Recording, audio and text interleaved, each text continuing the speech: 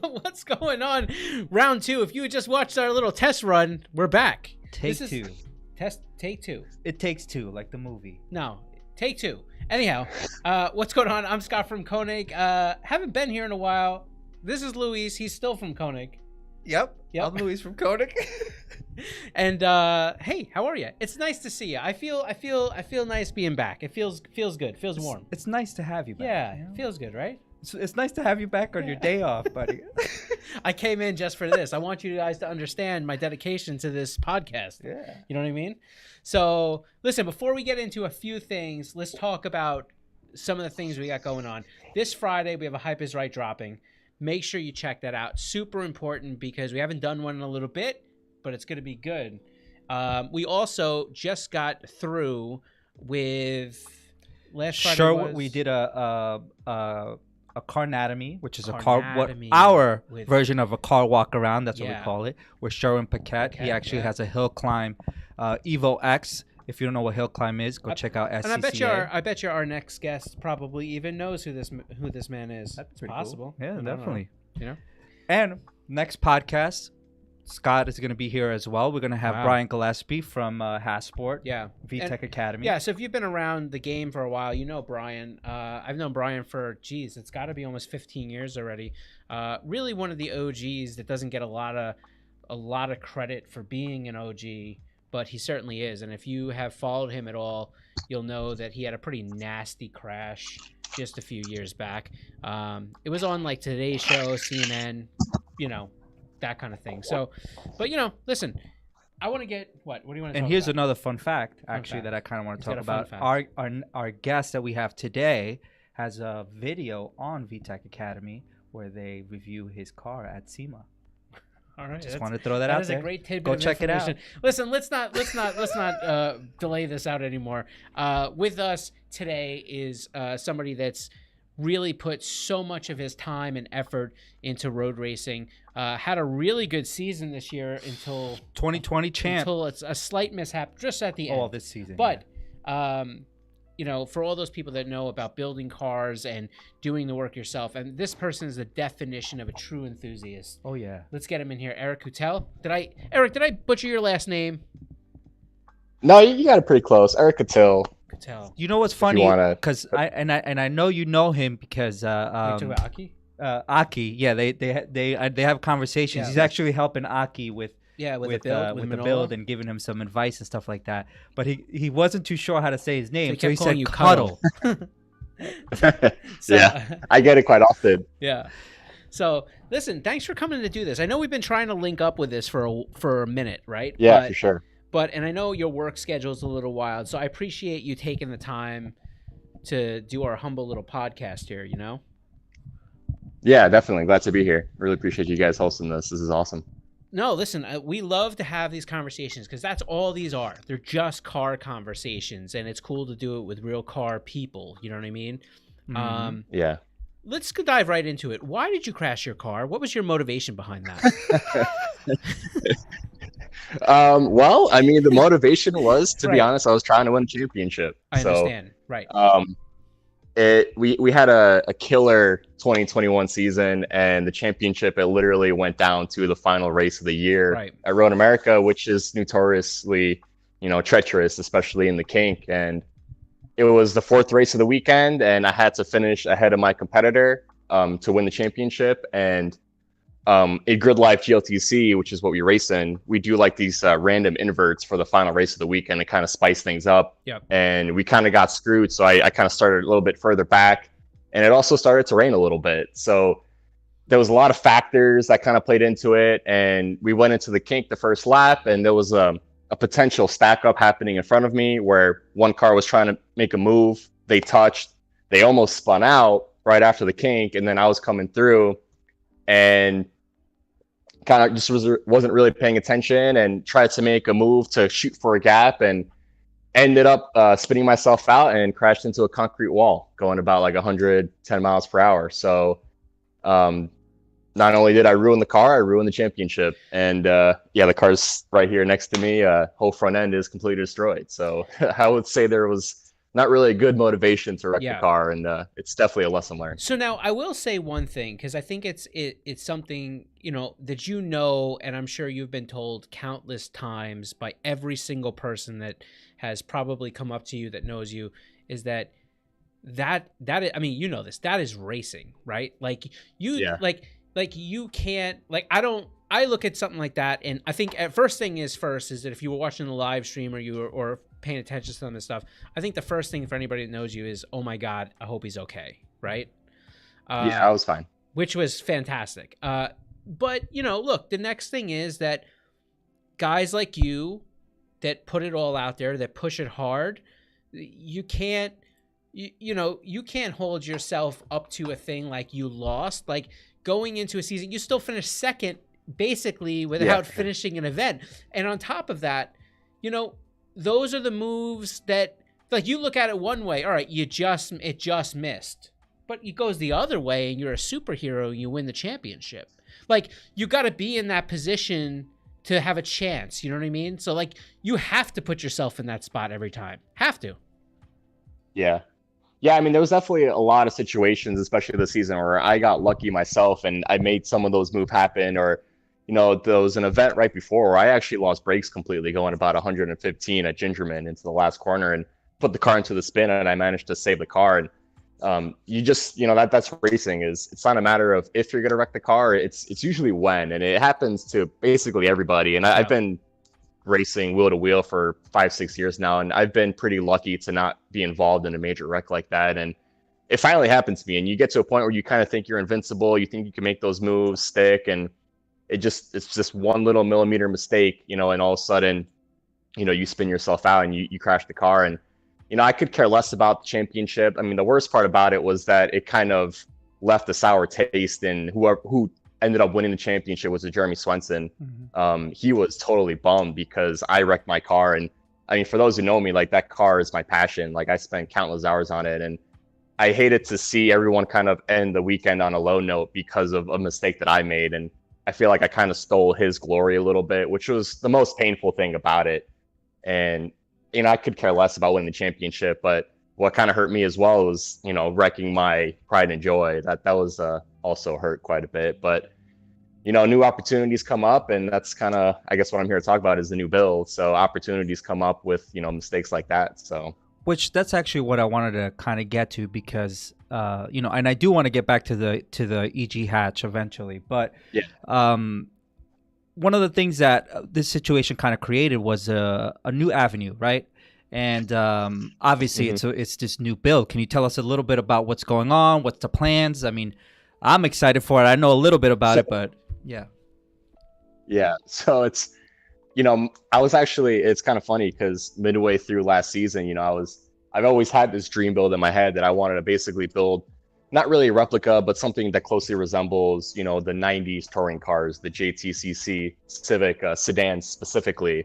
Always wanted to build one. It's kind of my dream build. And like last year, I was kind of thinking, you know, maybe, you know, if I do well with the hatch, I can sell the hatch and kind of fund this new build and, you know, kind of build my dream car. And unfortunately, it didn't really happen that way. A different situation occurred where now the hatch is kind of worthless. But yeah, so that's basically what I have to the left of me is ended up getting an EG sedan, and that's going to be the plan, is to build it towards Gridlife Touring Cup, but also have it be heavily inspired by those 90s touring cars. So, you know, think BTCC, JTCC, you know, all those cars, you know, big, tall wheels, slammed to the absolute ground. You know, I hope it's going to work, but I think it's going to look awesome. And it's going to be a lot of work to make the car actually function properly, because I can't go as custom as those cars did, but it's going to be a fun challenge. It's crazy because like for me, the reason it resonates, I think, so well is because that's like my time period of when I felt like I was watching a lot of those cars. And for those that, like, I'm just going to take some of the people that maybe are a little bit younger than me back a little bit. So I don't want to get into the old man syndrome, but here's what I'm going to bring to you. Like, these were the cars that you were watching on TV, on Speed TV, if you can remember that far back. Yeah, back Speed in the, Vision. you know, back in the day. And for people like us that maybe had cars in the infancy of that sport tuning compact era where it was just starting to get big, to be able to watch these cars, you were watching them twofold. You were watching them, one, because you were definitely going to try to steal some of the things that you saw on those cars for your own personal cars. Like, that is the whole reason that there was only one windshield wiper on everybody's car back in the day, right? And the other part of it is that was your first time when you really saw these cars get competitive in another form of racing aside from drag racing. So it was another way of really seeing our cars in a very competitive nature. So I'm like thrilled that that's the style you're going for, because I think it's retro to us, not retro to like retro. You know what I mean? Yeah, for sure. Yeah, it's just something about 90s race cars. They just have a certain vibe to them that I don't think anything these days kind of even comes close to. It's just I think it's the way that the cars kind of had a mostly stock body style. They were very relevant, but like they just were completely extreme and custom underneath, where it seems like everything nowadays is just kind of homologated to a certain standard and, you know, big fiberglass body kits, and it kind of loses what the car was meant to be. But yeah, just 90s touring cars, man. I think that's where it's at, and I'm so stoked to finally build the sedan of my dreams, and that's basically what I'm gonna be doing for the next few months, countless hours in the garage, building it up from complete scratch. Sounds great. Well, and this is one of the cool things that you didn't get to do with the hatch, is you're actually gonna be doing the whole build on YouTube, right? Like, we're gonna be able to kind of see it with you. I'm trying. No, man, you're doing a good job. I've been watching, man, and you're doing a great job. And I know what's going on, and it's kind of cool for sure. I got a few episodes out, but it's a lot of time to record. But then the amount of time that it takes to edit, it's just it's kind of like bogging things down. It's slowing me down a little bit. So I've had a week off here that I've been kind of doing a lot of stuff without recording, just trying to pump these small little projects out quickly. And hopefully once I kind of get settled down and have decent progress, I can kind of focus more on the YouTube side of it a little bit. But yeah, that's one thing I really wanted to do. I didn't have a chance to do it with the hatch, but I really wanted to kind of get some videos out on YouTube with like how-tos. And it's one of the things I kind of pride myself on my Instagram, is I try to show everyone, you know, how to do the things that I do. And I share every detail, all the build secrets. You know, I'm showing people on the Instagram, you know, how I do the stuff I do. And with like forums, you know, kind of being a thing of the past, there's no real way to share that information efficiently. So YouTube, I think, is the next best step. So that's kind of what I want to do with the sedan, is get more YouTube videos out there. So hopefully I can kind of catch back up and start pumping those out a little bit more quickly. Yo, your Instagram is great. For those that don't follow Eric on Instagram, we'll make sure that his information ends up in the description. But listen, I think what's interesting for me, and I say this coming from a place of somebody that's built a lot of cars and done a lot of different things. I've never been a road racer, right? Like, I've never done the time attacks. I've never done the wheel to wheels. You know, my background came in drag racing, and then like I've done some autocrossing, but like not good. So watching your channel, I think there's a lot of things you do, and I'm like, I know that. But then there's so much that you do, and I have never seen any of it, like aero. Like, I've watched you give really good, information on how you were building aero, especially for the hatch, and you would show how you do it in your own garage and different things like that. And that to me is like something that I really, like you can appreciate. So if you're a car guy, following Eric, especially his stories, I think is a really big piece to learning. And that's what you have to take from other car people. When they're putting information out, you got to grab that. That's what makes some of these racers advance, is the fact that they're around other racers. They pick up other things. Yeah, you're constantly learning new things, especially in the motorsports community. Like, I've been involved on some pro teams as well. And, you know, just looking at these pro built cars, you learn a ton of things about it. And I kind of take those lessons learned and kind of apply it to my club racing cars, and even from other people, you know, other people in the sport. It's just, there's so much knowledge to be gained. You just got to soak it all up. And Instagram's kind of tough though, because, you know, I'll post something and it kind of gets lost quickly. You know, Instagram, it's just like only your most recent posts get really noticed. So that's why I try to say some of it in the stories. And, you know, when people ask me questions, I always try to answer them, or like kind of send them the post that I did on a specific part. But hopefully the YouTube it's kind of easier to track it. But yeah, just try to share everything with the stories. And, I love sharing it and get a ton of questions. And, like what you guys mentioned with Aki, I've been kind of helping him out a little bit on his, track car build. And that's kind of his first build in that kind of realm. And kind of just sharing, that knowledge that I've gained and kind of pointing him in the right direction. And I'm sure he's going to learn a ton of stuff himself once he gets out there. So, that's kind of, I've had a ton of people help me too. So I always try to like repay it back to the community. Yeah, it's super important. Before we forget, because this is for me, I'm going to selfishly take a side note on here, right? So, Eric, I've seen the pictures on Instagram. I've seen the pictures you've posted of the damage to the hatch. Yeah. I look at those photos and I struggle to, like, I don't see where it's a lost cause. How much damage went forward that I'm missing? Like, so it's kind of funny because the first picture I posted it from like a 3/4 angle of like where the crash happened. And it was kind of an optical illusion because the car looked completely fine, like, just like a maybe bent cross member. But I can show you guys with the camera here, but the whole front of the car basically twisted like that, and it pushed the firewall back significantly. So the right front corner of the car dug into the wall, and it pushed the frame rail basically back into the firewall. And it's probably fixable, and I'm getting to a point where I think I am actually going to fix it. It's kind of a funny story because I had two options. Either I was going to, try to reclip the front end, or I was going to get a sedan and start from scratch. And that's kind of what I ended up doing just because of selfish reasons of me actually wanting to build that. But I do want to eventually fix the hatch. And the funny story was there was a Haltech Hero Challenge of 2021, and my car was in the competition. And I kept asking my followers, hey, vote for my car. Let's get it to the victory. And if the car wins, I'll fix it. And so the car ended up winning, which was kind of awesome. It was beating out like 1,200 horsepower drag cars. And I have a 180 horsepower K24. But yeah, so I think I am going to fix the hatch. And I got a friend here locally who's got a whole front clip. And I think we're going to try to get it to one of his friend's shops. And we're going to do a whole new front clip on the EG hatch and hopefully try to fix it and get it back out there, because like I said, the car means so much to me, and I do think it's fixable, and hopefully the work that's going to be done on it can make it work as it did before. And if it does, then I'll have two race cars that I don't know which one to race on any given weekend. But if the plan works out and I could get the car fixed before the season starts, I might actually compete in the hatch for a few events while I build the sedan. So like I said, I don't really know what's going to happen yet, but that's the plan.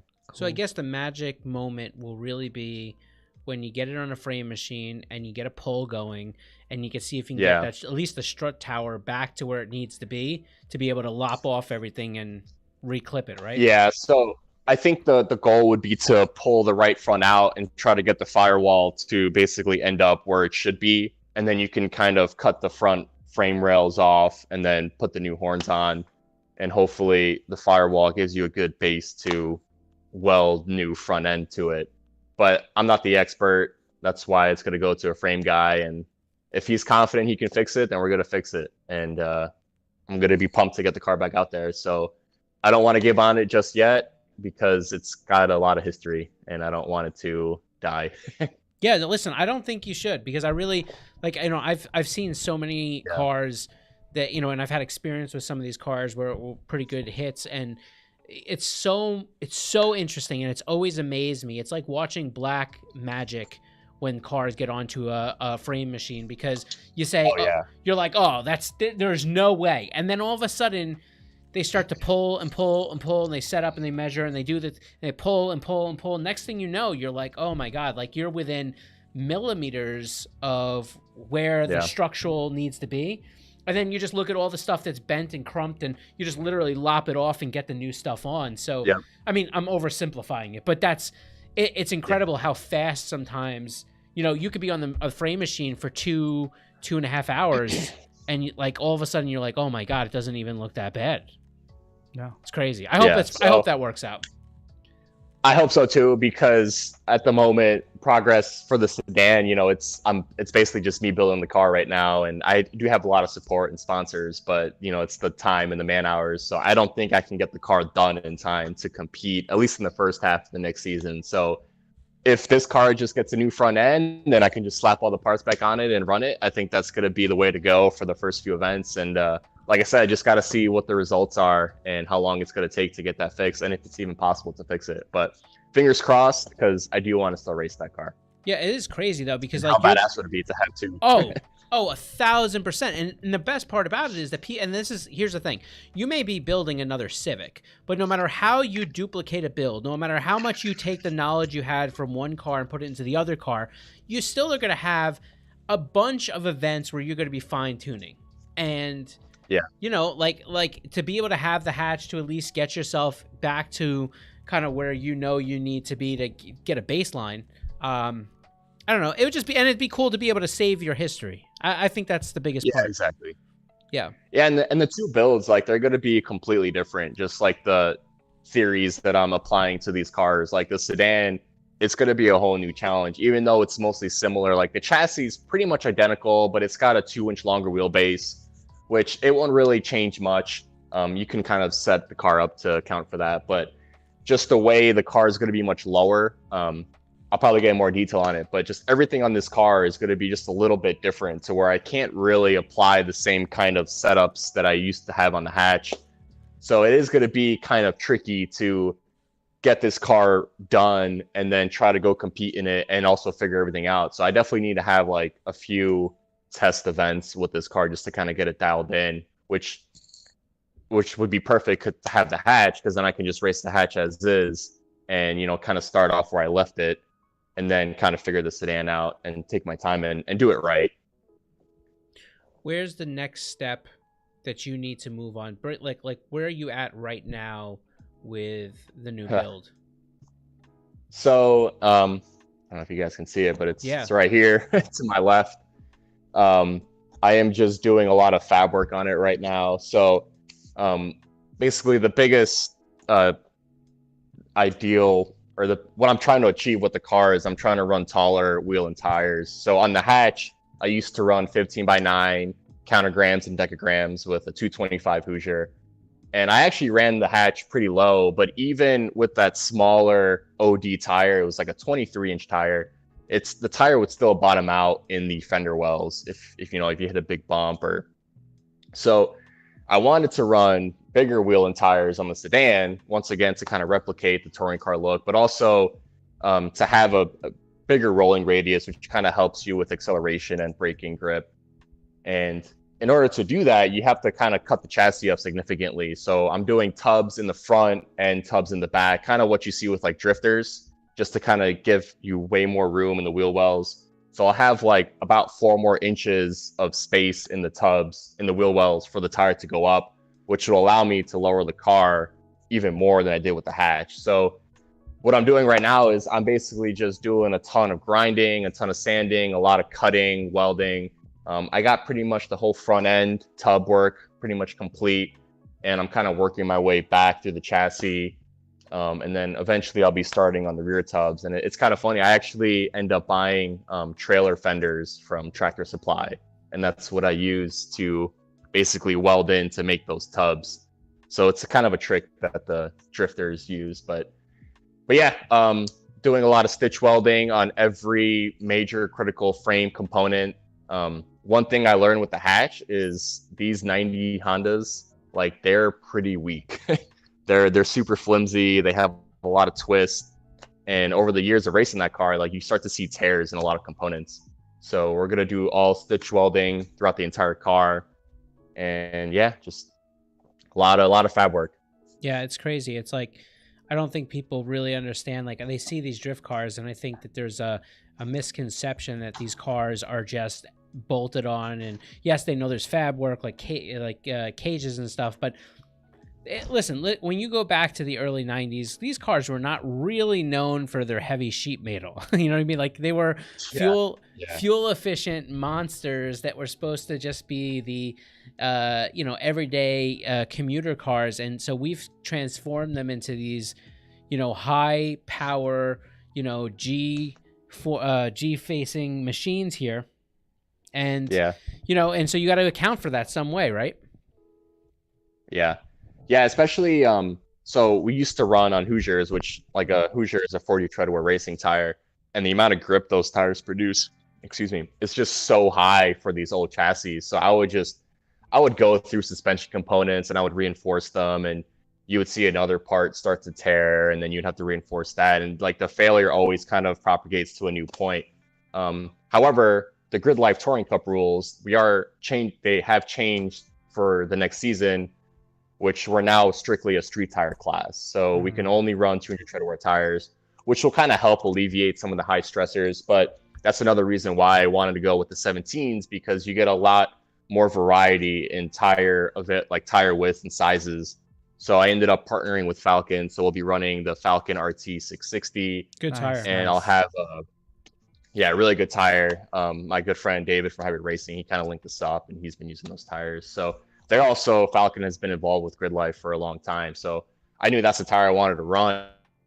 And I'll be running a 235, I think 40, 17 up front, which is really wide on 17x9 hexaform, which I'm super pumped to be running.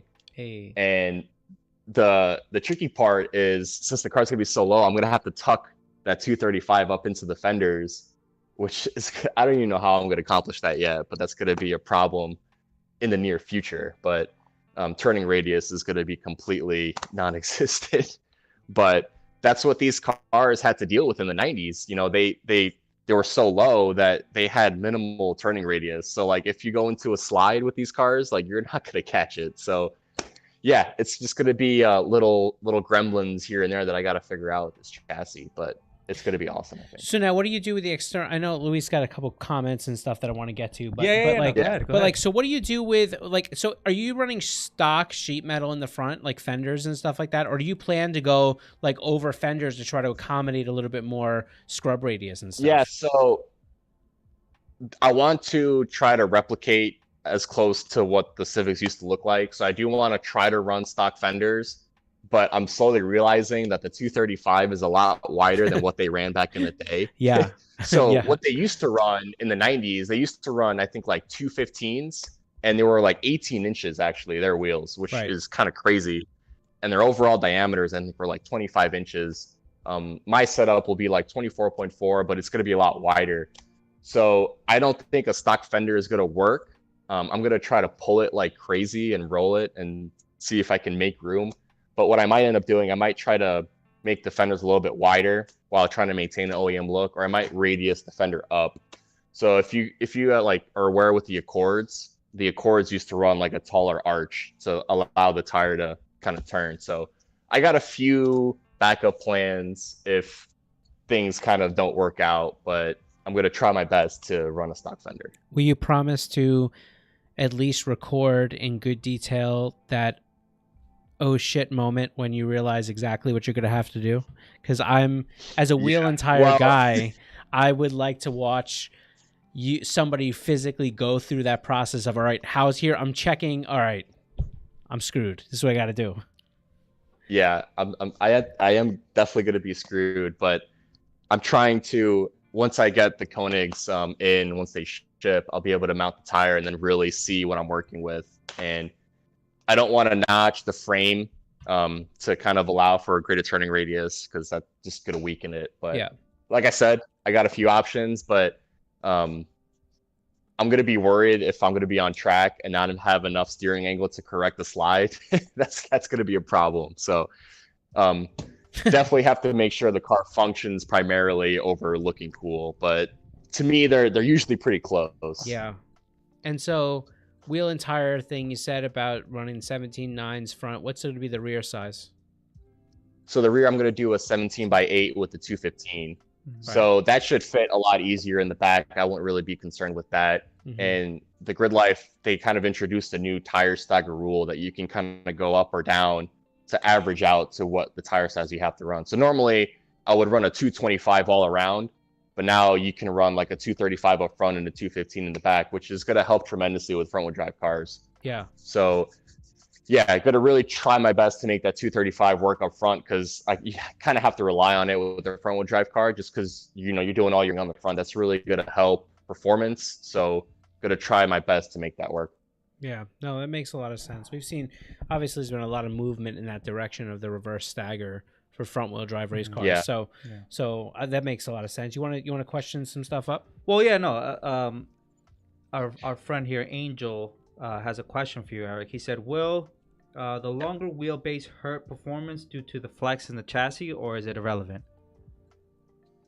So that's kind of irrelevant, because one of the things with this car is I'm going to put a crazy cage into it. So I got a cage planned in March, and the cage is going to tie into basically all of the shock towers. It's going to be like an FIA rally style cage. So the cage itself is going to provide a ton of rigidity into the entire chassis. So longer wheelbase wise, it won't be an issue with rigidity, but what the longer wheelbase will do, it's going to affect kind of how the car handles. 103, it's 103 inches for the sedan and 101 for the hatch. So the longer wheelbase will kind of make it a little bit sluggish in transitions. But the good thing about the longer wheelbase is I do plan on running no aero with this car. So like, once again, this is a grid life rule kind of thing where you can run a high downforce aero kit and take extra weight, or you can run no aero and lose some weight. So that's going to be the plan with this car, is to run no aero. So that longer wheelbase will help a lot in stability on those high-speed corners where you can't rely on the rear wing. So there's benefits and negatives to longer wheelbase. I'd say the negatives is like slow speed corners and, transitions. It's going to be a little bit pushy, whereas in the high-speed stuff, that longer wheelbase will kind of help you with stability. So, You got anything else, or for now, no, because he answered a lot of it. That's why. So, okay, cool. Yeah. So I think it's awesome. It's like for me, I've always been. I think, and I'm pretty confident with this. Like I think that at this stage of my life, I'm more excited about building cars than I am even about like driving them. I mean, that's probably proof from what I own, but what I'm saying is like there's a lot to me in the time and the thinking and the fabricating and the making and the and then watching my thoughts go from here to like the car.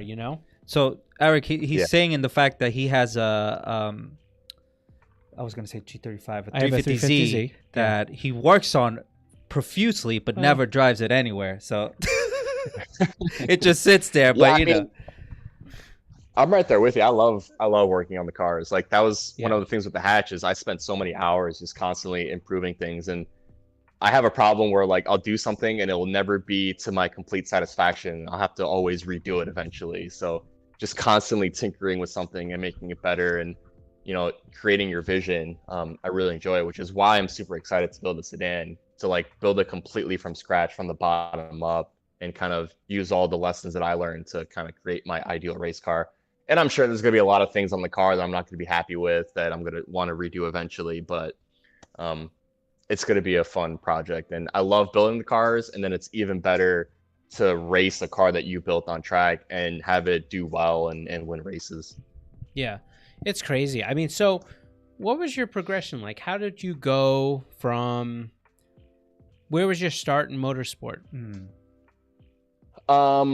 Yeah, so I grew up in New York City, in Queens. I was chatting with you guys earlier. You guys from Long Island. Yeah, it's pretty cool. But I didn't really have access to cars in the city, and I was kind of always a car guy. And I've had family friends that actually used to race in Speed Vision. Kind of funny you mentioned that. And I was kind of always drawn to the Hondas because that's what they used to race. And he had like a Prelude and Integra, and it was really cool. And I was always into the Hondas from a kid. And then in college, I got my first car, which was an Integra GSR, and kind of started autocrossing that, kind of at an entry level, and then slowly got more serious into it. And then I ended up eventually picking up Integra Type R, which I have under the cover there. And that car was my baby for a few years. And I autocrossed that competitively. And I kind of did the national championships and the super tours and all that stuff. The pro solos, I mean. And once I graduated college, I got a job at Honda in Ohio. So I finally had a little bit more income. And that's when I started going into the track days and did a few track days in the Type R. and I knew like at that second, like I was hooked. Like this is what I wanted to do, and I wanted to do the club racing, wheel to wheel, and I found the hatch for sale for a killer deal. It already had a roll cage in it. It was basically a race car, but kind of an entry, like it had the D series in it.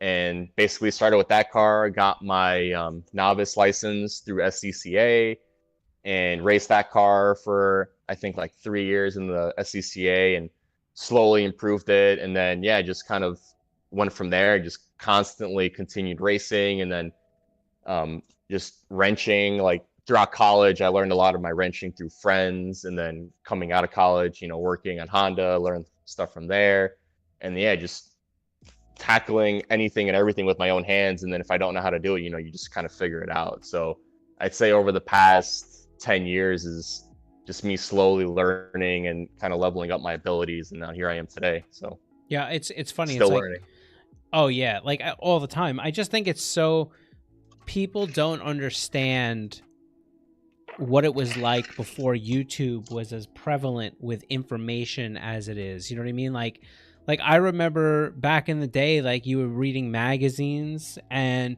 you were trying to scour these awful forums, and you were looking for the fastest guy around, and that's where, like, and you'll appreciate this from the New York City perspective, that's where street racing really was way more than street racing, right?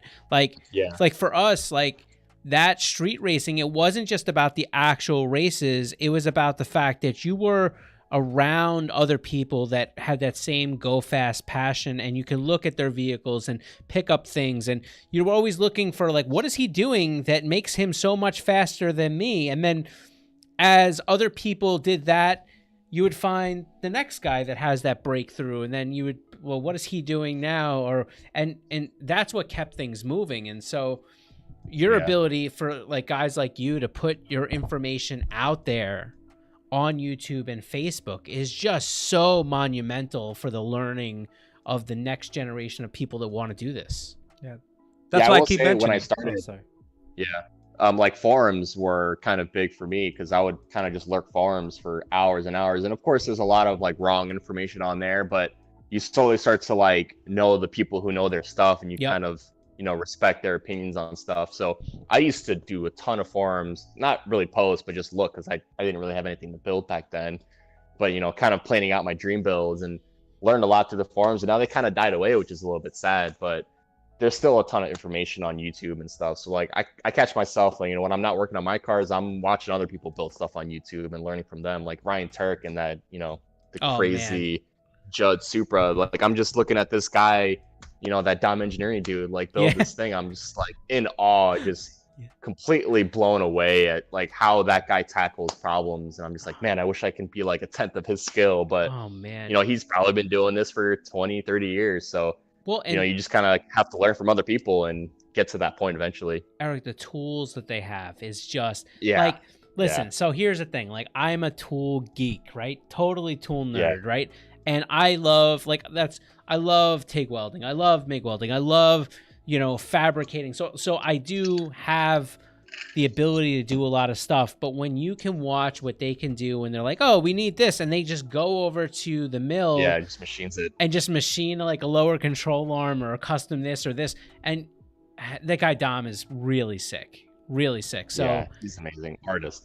Well, it's wild. And that's why I kept mentioning, Eric, like I know, because I was listening to you on another podcast, and you were saying how it's time consuming doing the YouTube videos with trying to work on the car and stuff like that, and you're having a hard time with it. But as a person who's a newly geek person and loves Hondas and stuff like that, I think what you're doing is very informative.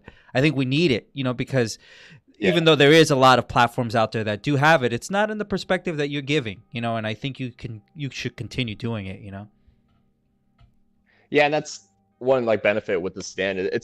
It's kind of a unique build, not many people have tried this. Obviously there's going to be people who have done it, especially like the guys at Hone. They basically built almost the same exact car, but it's kind of very unique in the Honda world to go this extreme, and there's a lot of things that I'll have to figure out and kind of overcome. It's kind of funny, like your guest next week, Brian Gillespie from Hassport, he's going to be a critical part in this build, because I'm going to have to raise the engine up just because with the way the K24, it's a pretty tall engine. Yeah. And on the hatch, the oil pan was probably 2.5 to 3 inches off the ground. So as you can imagine, any major hit, you're pretty much going to destroy your oil pan. So with the sedan, it's going to be even lower. So the only option is for the engine to go up even higher. So Hasport's going to be providing some custom mounts to move the engine up, which it's probably gonna mean the engine's gonna be poking through the hood, but that's kind of a sacrifice you have to take just to kind of keep the engine alive. But yeah, there's gonna be a ton of little things like that where you'll have to go completely custom to make it work. So where do the GLTC rules state with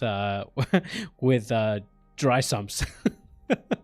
Yeah, it's possible, but it's kind of funny because the engine that I run in these cars, it's completely stock internals, minus, like a Type S oil pump and maybe just some stiffer springs, but everything else internally, completely stock. Yeah. So I'm buying these engines for $800 and to strap a $3,000 dry sump setup onto it just to maintain a ride height. It's so ridiculous. It has crossed my mind though, but I know. It's just there's so much headaches to deal with the dry sump system in a stock engine. It's just, I don't know. The more I think about it, the more ridiculous it sounds. So first, I'm going to try to raise the engine up even more to see how much gliding currents I can get, and I'll deal with the repercussions after that and make sure the axle angles are all correct. But raising the engine should help. So we're going to go that route first. So we get Brian to make some mounts here. He raises the engine up a little bit, and then we get somebody that's got some cool sheet metal capabilities to do a custom hood to put a big bubble in the area it's supposed to be, right? Yeah, we'll see. Yeah, I'll have to. I don't know what the situation will be like yet until I get the engine in there, but I'll have to find a specific intake manifold, probably an RSX, to kind of have it swoop down, and because the intake manifold is what I had the most issues with clearance on the hatch. And then hopefully it's just a little bit of the valve cover that might be peeking out of the hood, which I think might look pretty cool. But like I said, we'll see what happens once we get the mounts in the car. And another cool aspect of that was, I don't know if you're familiar with, Honda Civics and Integras, but the engine mount kind of sits where I had to do the tub. Yep. So I cut all that out, and Brian's going to make me an EK style mount, which is kind of a bolt on to the frame rail. So the mount will kind of be away from where the tub is. So that gives me significantly more room to kind of weld in those tubs and have more room for the wheel and tire. So right, because a lot of custom stuff with that. So instead of sitting like this, he'll have you something that will come up from the side of the frame rail kind of thing? Yeah, so it'll be out of the way so I can put those tubs in how I wanted to and give me the maximum amount of room I can have for the wheel and tires. So dope. Well, so and yeah. I wanted to ask this because I'm sure when this whole situation happened, you thought about what was going to happen next, and then you decided, okay, I'm going to do a new build. What made you decide to do the sedan?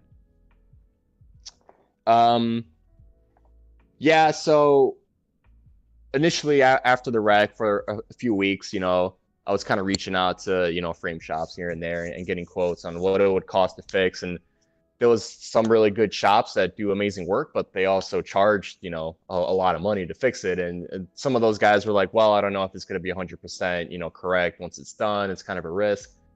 And kind of put a feeler out there, kind of teasing hey, I really want to start a sedan build. And then a guy on Instagram, Daryl, reached out to me and he says, hey, man, I got a 4-door sedan here in Florida. It's completely gutted. I want you to have it if you want to start a build from scratch. Wow. So he basically reached out to me to donate the shell, and then that's the car sitting here. So I was super fortunate that he did that and drove 30 hours in a day and a half to pick the car up, brought it up to Ohio, and now it's completely torn apart and cut up. What is that guy's name? But Daryl. Daryl's the truth. Man, Daryl, you're a real MVP. That's what's up. Yeah, Scott, can I have a 350Z? Yeah, no problem. Can I have it? Yeah, no problem. That's fantastic. But yeah, there was a ton of people who reached out, and they were kind of sending me deals hey, I know this EG hatch, for sale for $2,000, and my buddy over there has a coupe that you can buy, or an Integra. But my heart was sold on the sedan, and it's actually pretty funny because with the Integra Type R in the back I have there, I always thought that one day that car was going to be the next race car. I was like, man, I was actually going to ask you that too. I was like, man, if I wreck the hatch, because actually, when I first started road racing, I was almost gonna put a cage in the Type R and race that, but then I found the hatch for a killer deal and bought that. But I was always like, man, if I ever wreck the hatch, maybe it's gonna be time to turn the Integra into a race car, and I just couldn't. I couldn't do it. Yeah, it's a pretty nice car. You can't. Definitely do that. didn't want to tear it up. Yeah, no, so you can't do that. Daryl reached out and went down the Sedan route, kind of sealed the deal, and now I get to build it. So yeah, I agree. Don't touch your Civic. Don't touch the Integra Type R. Man, it's like you're just not. Poor car gets neglected though. I know, but you know what? These cars, they're never going to be replaced. They're never going to be and you're not going to be able to come by them. They're not out there anymore. You know what I mean? Like you talk about history with the hatch, but like there's history no matter which way you go. You can't do that car like that. And the value in that car is going to go.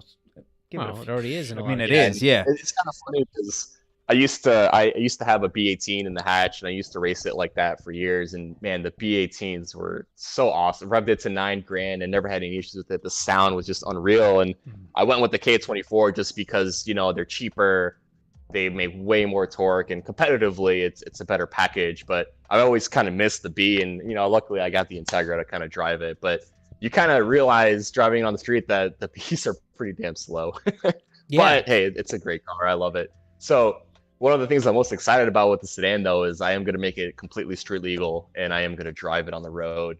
Wow. So I've always wanted to drive the hatch, just kind of go to meets and cruise around, because I used to love doing that when I was younger.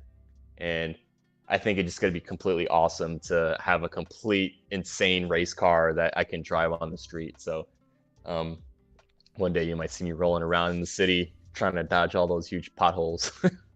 Well, if you do, you can stop by and say hello. I'll have a few oil pans just in case. That's right. Not dry sump pans. So it's gonna be hilarious without that. Oh, sorry. No. The turning radius is gonna be terrible, so it's gonna be a nightmare to drive on the street. Yeah. So obviously we don't want to keep you too long, but I kind of wanted to get to I think we're done. I think the camera might have died, but what I wanted to ask you was, I know you still work for Honda, correct? Yeah. I know one of the things that you've been doing, and you've been working with another team, correct, as a crew chief. Tell us a little bit about that program and what you're doing there. Yeah, that's the volunteer racing team at Honda. So if you're a Honda employee, you have access to this racing team, and it's 100% volunteer. So we have a race shop kind of close to the factories, and you show up and you put your time into the team. And we have some pro cars that we race, and we do IMSA. So we have, unfortunately, COVID kind of delayed any activity, but we are starting back up, and we have a Honda Civic TCR that we're going to be racing here soon at Daytona in the TCR class.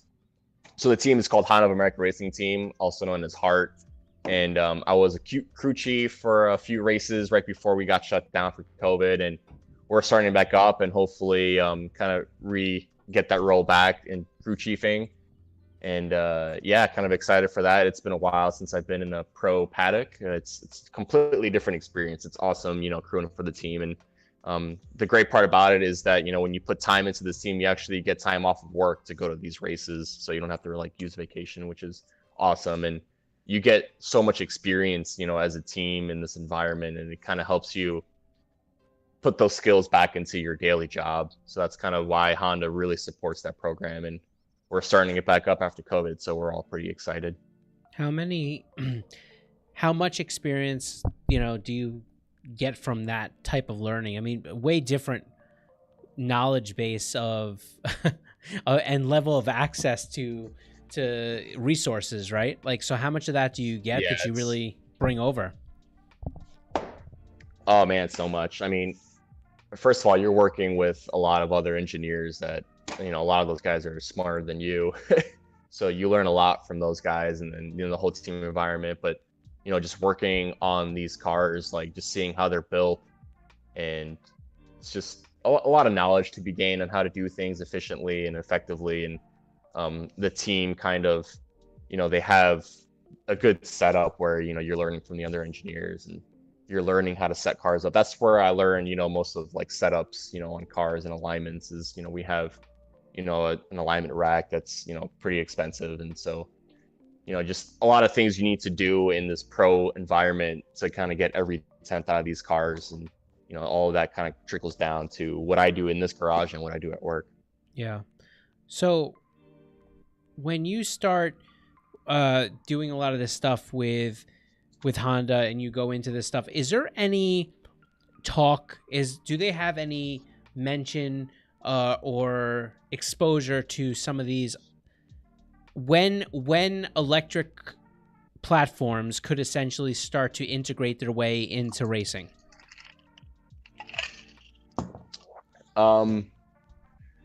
Well, yeah, I don't know. It's I guess at the moment, not really. Right. I do know that one of the team members, he has built an NSX, like a new one, a hybrid NSX for, NASA and SDCA, like a competition club racing car, which I think probably one of the first hybrids that might have raced in these series. So that's kind of pretty unique. He had to get the car homologated into these club racing classes. But in terms of pro stuff, we haven't really used any electric cars yet. Like the GT3 NSXs, we used to race those, I think 3 or 4 years ago. And, that car, it's just the engine, there's no hybrid powertrain. But I think right now, we're slowly transitioning to that, with like the DPIs. I think they're going hybrid pretty soon. As far as the cars racing full electric, I'm not sure when that's going to happen, but I guess it's going to be soon. Yeah, it's hard. It's like, from a car, and I say this, like, I don't want anybody to think that I'm pro let's go electric right away, but it's something that I feel like if we close our eyes on, if we go blind on this thing, I think we're doing ourselves a disservice, because whatever happens, it's going to happen whether we want it to or not, right? So, but racing isn't necessary. Like, and I say this to people all the time, racing and tuning, they will exceed and surpass the internal combustion engine, right? Like, that may go. I'm not saying I want it to. You're breaking Eric's heart right now. No, but listen, he knows what I'm talking about, though, because here's the thing. Yeah, it's inevitable. All right, so you take the engine part of it out. There's going to be battery management. There's going to be all these different things to try to figure out how to, tweak these electric platforms. But at the end of the day, setting up a car, driving a car, being competitive in a race car, it's just going to change the playing field that you start from, but it's not going to change the ability to race. Yeah, I mean, I'm definitely excited to see what the future brings us. Like Formula E has kind of been growing, and the cars have been getting cooler by the season. So it's kind of cool seeing that progress. But I love my engines, but I'm not afraid of the new technology. But hopefully, I'll still get to race my sedan in the next 20 years. I was about to ask you. If inevitably that's a change, what are you going on? What platform you go? What platform would you go on? For electric? Yeah. Oh, I don't know, man. It's too early to tell. Eric, we won't. We'll let you plead the fifth. On that. I think that's not a fair question, man. All right.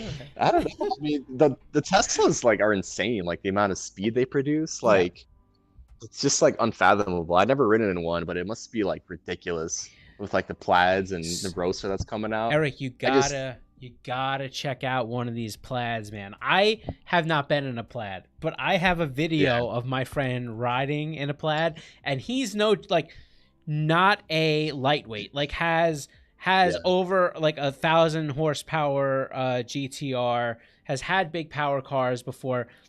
When I say that he literally was in the passenger seat and couldn't breathe. Because it accelerated so freaking fast. It's just crazy that you can buy this car. What does it run the quarter? 8 or 9? Yeah, it's super fast. It's it's crazy fast. Yeah, it blows my mind. But then they went ahead and made a steering wheel that you can only hold here. There's no. It's pretty good. What do you do with your hands? Yeah, I don't know. We'll see. I mean, I think it'd be pretty cool to get some Teslas to race in our class GLTC, but right now it's kind of tough with safety, with the battery packs and getting the fires out. So I know Gridlife has a few time attack Teslas out there that, they rip. They're super fast. They're beating BMW M3s, Tesla Model 3s, So it's pretty cool to see how capable battery electric cars are. And I saw like Porsche just like release like their future like electric race car, which looks absolutely awesome. So yeah, I saw that. Yeah, it seems that's the direction we're all trending towards. And I know a lot of people are disappointed, but I think the raw performance is just, it's there for sure. Listen, I don't want to take up too much more of your time. I want to let you go. I appreciate everything you shared with us. I want to encourage people to follow you and subscribe to your stuff because which is all in the bio, by the way. Yeah, it's already there. Make sure you subscribe to his YouTube. He's doing cool things in there. Yeah, man. People don't understand. Listen, if you're building any type of car, if you have any plans to do any type of racing, you want to be able to learn from the people that are using the practical experience that they've gained through racing. They're not like me. I'm not telling you about things that I don't do. Eric's out there doing them, and he's telling you exactly what he does to be competitive. So make sure you check Eric out. And Eric, man, if you end up swinging through this way, let us know. We'll all take a run out to Aki, and we'll bring some pizza. It's gonna be good. Oh yeah, we're gonna chill. Yeah. By the way, people say that Ohio pizza is pretty good, which I don't understand. Eric, can you weigh in on this? Nah, dude, no way. I was actually listening to the podcast, Joe Rogan's podcast, and dude, they cut pizza out here into squares. Like, what is that? It makes all the centerpieces useless. No, the guy New York pizza square. Wait, they take the round pizzas and cut them to squares? That's like yes. It's ridiculous. Ohio, what are you smoking out there? Come on. And I'm telling you, the guy Jamie from the Joe Rogan podcast swears up and down that Ohio pizza is better than New York pizza. All right, where's Jamie from? I know, right? We got to go beat him up. Where's Jamie from? He's from Columbus. Oh, come on. Get out of here. Listen, all right. We will make sure that we endorse this. I hope that in the future we can get you to maybe help us record a garage tour or maybe a toolbox tour because I think it'd be super dope for people to see what's in your toolbox that you're able to use to build all these cars. Yeah, definitely. I'd love to do that. It'd be awesome. That's awesome. Eric, thank you. And Happy New Year's, man. Yeah. Yeah, you too, guys. Happy holidays. Happy New Year's. We got to get out of here because this camera's done. Our camera has basically said, hey, look, you guys have been on and we're done. So take care of yourself. Have a good holiday. And we'll speak to you real soon. Thanks, Eric. Okay. And thanks for the wheels that you guys provide. Really appreciate it. It's our pleasure, man. On both the cars. So it's our pleasure. Thanks for rolling with us. We appreciate all the support, really. Yeah, for sure. And I think the new wheels are going to look awesome on this car. I'm super pumped to get them. Yeah, and I'm excited for the feedback. I just think it's always good to get good feedback. We take that feedback, we constantly put it into the product that we're developing, for the future. So, that's so much of the importance that we have about being in these series, being in GLTC and running with guys that are technically able to give us that good feedback, you know? And you already know, Eric, if you need anything, you just message us and we're there, man. I think, we like to follow your journey and we're fans here. So awesome. Appreciate it. All right, Eric, we'll catch you up. Yeah. Have a good one, man. Have a good New Year. Yeah, you too, guys. Happy holidays. You too. Bye. Bye. Well, listen, I think that was cool. I had a good time because one, I haven't been able to do this in a minute. Yeah. Two, because Eric's a car guy. I love car guys. Yeah. Pause. And good pause. Thank you, pause. man. Thank you. And look, I think that just even I've taken a few days off recently, and what it's done for me is I've been spending time in the garage that I should. I mean, you purposely wore that shirt. Well, we did a garage tour today. You guys. That's right. I can't. I play a good. My wife got me this shirt. She thought it was the ultimate dig. But listen, so here's the thing. We did a garage tour with my garage, and we also did a toolbox tour of my toolbox. I don't know if you're going to care, but it will be out in a few weeks. Make sure you check it out. Also, just a random side note, if you're fans of Matt Farah, the Smoking Gun podcast, and, Doug DeMuro was just on there. I think it's episode 688.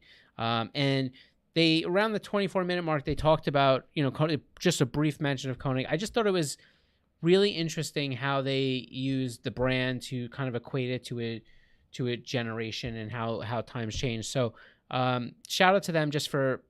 It's not a shout out. It's not an endorsement. I'm just shout out to them, I guess, for the acknowledgement. Right? Of course, it's always good to hear that type. Yeah, of stuff. but don't forget that we have a piece of content coming out on Friday. Hype is right, and the following Friday we have something good coming. I think it might be my toolbox tour. So make sure you get subscribed. Also, if you are not on YouTube, Konig Wheels USA is the place you need to be. You need to get subscribed. You need to click the notification bell. All of our giveaways that are going to be happening. I don't know what Luis is trying to point at the. But is it what? here? I don't know. Would it be here? The subscribe button? Man, anyhow. So, all of the giveaway stuff we have going on for the first quarter, it's going to happen on YouTube. You need to be subscribed over there. You need to be subscribed right here. Whatever. But anyhow, listen. Oh, yeah, but hey, listen. Also, you know, 2022 is coming up. It's coming. We got a lot of big things coming. Stay tuned, and that's why, like Scott said, you make sure you're subscribed because get subscribed. This is where you're going to learn about them. Yeah. Right here with us. So happy New Year's from Happy New Year. Both of us here. Yeah. We appreciate all the love and all the support that you guys give us. We're honestly like so happy and just grateful to have you guys, man. Yeah, and without you guys, we're nothing. And on behalf of everybody at Konig, we wish you and your family just a really wonderful New Year, a safe New Year, a healthy New Year. And we're just so blessed to have the support that you guys provide us to be able to keep making cool wheels and keep making, dope content. Yeah, man. Self-proclaimed. Anyhow, take care of yourself. Happy New Year's, guys. We'll catch you later.